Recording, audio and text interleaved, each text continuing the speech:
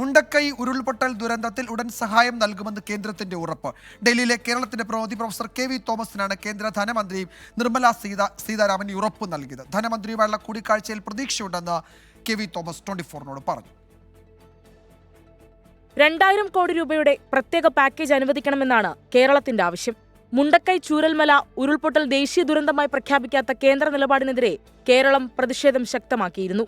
ഇതിനിടയിലാണ് ഡൽഹിയിലെ പ്രതിനിധി കെ.വി. തോമസ് കേന്ദ്ര ധനമന്ത്രി നിർമ്മല സീതാരാമനുമായി വീണ്ടും കൂടിക്കാഴ്ച നടത്തിയത്.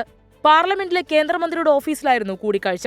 കേരളത്തിന് സഹായം നൽകാമെന്ന് കേന്ദ്രം ഉറപ്പു നൽകി. സമയബന്ധിതമായി നടപടികൾ പൂർത്തിയാക്കുമെന്ന് ധനമന്ത്രി നിർമ്മല സീതാരാമൻ ഉറപ്പു നൽകിയെന്ന് കെ.വി. തോമസ്.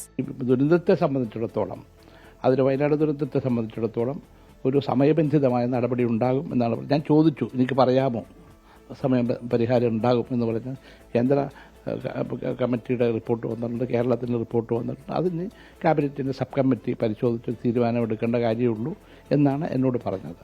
ദുരിതമനുഭവിക്കുന്ന കർഷകരുടെയും വിദ്യാർത്ഥികളുടെയും വായ്പ എഴുതിത്തള്ളണമെന്നും കൂടിക്കാഴ്ചയിൽ ആവശ്യമുന്നയിച്ചു. ഇക്കാര്യം പരിശോധിക്കാമെന്ന് കേന്ദ്രമന്ത്രി ഉറപ്പു നൽകിയതായും കെ.വി. തോമസ് വ്യക്തമാക്കി. 24 ഡൽഹി.